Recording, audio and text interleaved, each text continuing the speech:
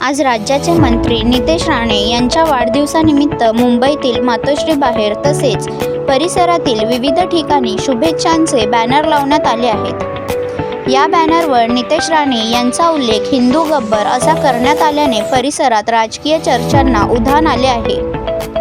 माहितीनुसार मयूर बागेरिया आणि त्यांच्या सहकाऱ्यांच्या वतीने मातोश्री परिसरासह अनेक भागांमध्ये हे बॅनर्स लावण्यात आले आहेत। बॅनर्सवर नितेश राणे यांना वाढदिवसाच्या शुभेच्छा देताना त्यांच्या हिंदुत्ववादी भूमिकेचा उल्लेख हिंदू गब्बर या नावाने करण्यात आला आहे। वाढदिवसानिमित्त लावण्यात आलेल्या या बॅनर्सकडे स्थानिक नागरिक, राजकीय कार्यकर्ते आणि जाणाऱ्यांचे विशेष लक्ष वेधले जात आहे।